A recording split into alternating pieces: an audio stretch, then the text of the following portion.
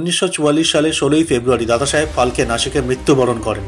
ভারতীয় চলচ্চিত্র শিল্পের জনক হিসেবে পরিচিত দাদাসাহেব ফালকের পুরো নাম ধন্ডিরাজ গোবিন্দ ফালকে। দাদাসাহেব ফালকেই ভারতীয় সিনেমার ভিত্তি স্থাপন করেছিলেন। 1913 সালে মুক্তি পাওয়া রাজা হরিশ্চন্দ্র ছিল প্রথম ভারতীয় ফিচার ফিল্ম। এটি দাদাসাহেব ফালকেই নির্মাণ করেছিলেন। রাজা হরিশ্চন্দ্র প্রথম নির্বাক চলচ্চিত্রও ছিল। 21শে এপ্রিল 1913 সালে এটি অলিম্পিয়া থিয়েটারে কিছু বিশিষ্ট ব্যক্তিদের সামনে প্রদর্শিত হয়েছিল। যখন এই চলচ্চিত্রটি নির্মিত হয়েছিল তখন দেশ ব্রিটিশ শাসন থেকে মুক্তির জন্য সংগ্রাম করছিল। তাই দাদাসাহেব ফালকে এই চলচ্চিত্রের গল্পের ভিত্তিও স্বাধীনতা সংগ্রামের উপর নির্ভর করে গড়ে তুলেছিলেন। সেই সময় প্রতিটি ভারতীয়র মনে একটি স্বপ্ন বাসা বেঁধেছিল, দেশকে দাসত্ব শৃঙ্খল থেকে মুক্ত করা। এই চলচ্চিত্রে দেখানো হয়েছিল কিভাবে এক ব্যক্তি রাজা হরিশ্চন্দ্রকে প্রলুব্ধ করে তার রাজ্য দখল করে। জেনে অবাক হবেন যে সেই সময়ে দাদাসাহেব ফালকের রাজা হরিশ্চন্দ্র চলচ্চিত্রটির বাজেট ছিল মাত্র 15,000 টাকা। ভারতের চলচ্চিত্রের সূচনা করার জন্য তার সম্মানে দাদাসাহেব ফালকে পুরস্কার প্রদান করা হয়।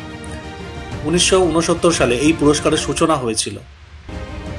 1956 সালের 16ই ফেব্রুয়ারি বিশিষ্ট ভারতীয় জ্যোতির্বিজ্ঞানী মেঘনাদ সাহা দিল্লিতে মৃত্যুবরণ করেন।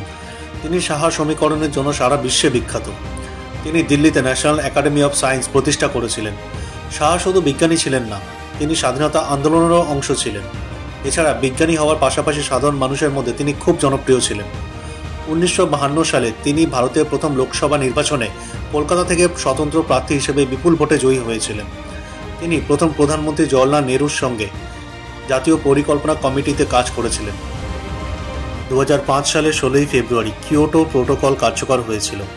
1997 সালে 11ই ডিসেম্বর কিয়োটো প্রোটোকল স্বাক্ষর করা হয়েছিল।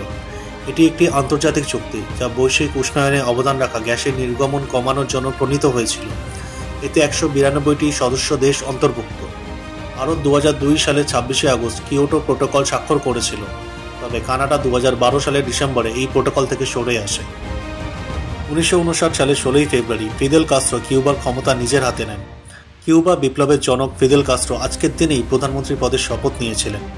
তিনি 1976 সাল পর্যন্ত প্রধানমন্ত্রী পদে এবং পরবর্তীতে 2008 সাল পর্যন্ত স্টেট কাউন্সিলের রাষ্ট্রপতি ছিলেন।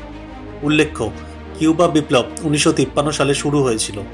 এটি ফিদেল কাস্ত্রোর নেতৃত্বে 26শে জুলাই 1953 সালে কিউবার তৎকালীন রাষ্ট্রপতি বাতিস্তার বিরুদ্ধে সশস্ত্র বিদ্রোহের মাধ্যমে শুরু হয়েছিল।